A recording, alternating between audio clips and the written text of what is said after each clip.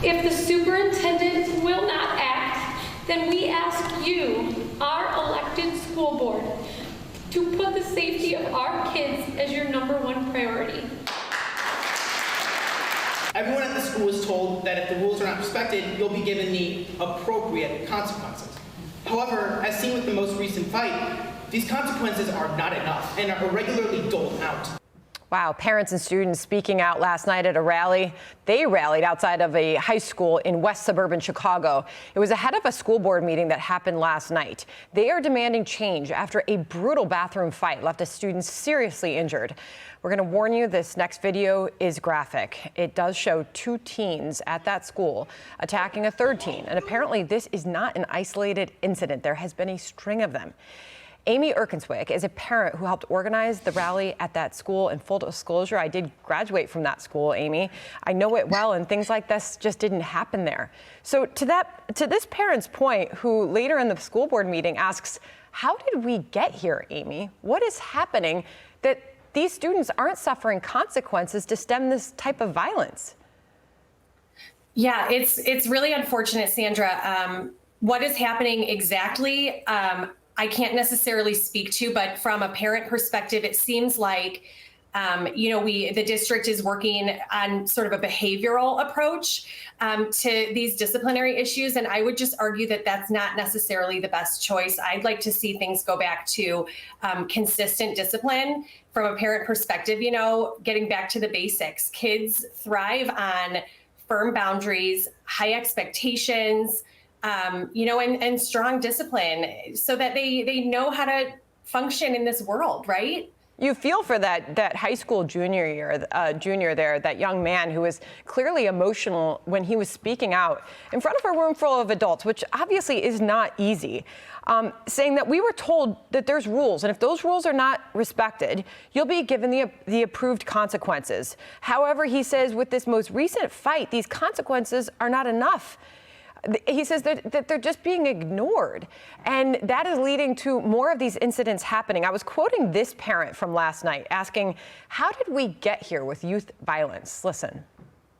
While others may ask about the specific disciplinary actions taken or want more transparency from administration on what occurred during recent events, I want to know, how did we get here? How did we get to a place where our kids disregard their fellow students and resort to violence? This is such an important story and hits home for so many all over this country, where this is happening in areas where they too say, this just doesn't happen here. But it is. And to that parent's point, how did we get here? I think it's specifically in our district. I know this is a national issue, but I think specifically in Wheaton-Warrenville, I think we got here because we're not giving appropriate consequences starting in the earlier grades. Kids get away all the time with name calling, with bullying. This particular family being featured on the video right now, their children are subject of bullying and physical harassment by adults in the building. Excuse me. And so I think when situations go, when they aren't treated appropriately, when the consequences aren't severe enough, whether for students, whether for adults, it just perpetuates this culture of not caring and allowing these things to happen. And you can see that parents are speaking out, and I'm so grateful for that.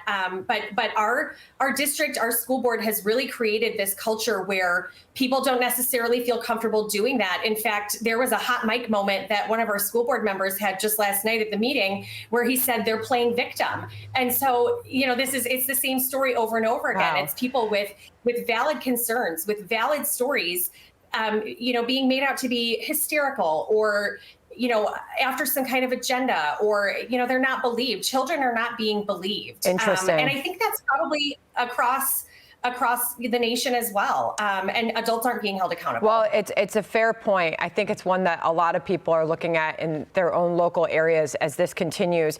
One more, this was apparent last night on reevaluating the thresholds for discipline in that particular district. Listen.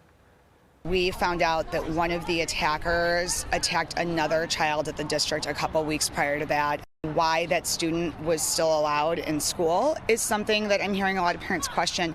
What is our threshold of when things are going to be bad enough that we're finally going to have to say we need to stop what we're doing and we need to start over and reevaluate this? So now you think about how do you protect the kids that are at that school if the consequences aren't severe enough to stem this kind of violence. I know that they've offered some changes, Amy, like having attendance in the bathroom, adult attendance in the bathroom, hall passes.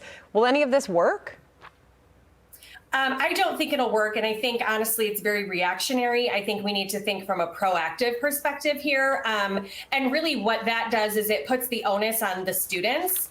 And it sort of takes away some of their rights. I think I don't see that as being a solution. I see that as being a preventative measure of safety, security, and having adult eyes on the situations, which should have been happening anyway, in my opinion. Well, there are so many good, hardworking families that live in that town, really to have access to the great schools there. And so you hope things get better. It sounds like you are leading that discussion and that charge, and we'll keep following it, Amy. Thanks for joining us.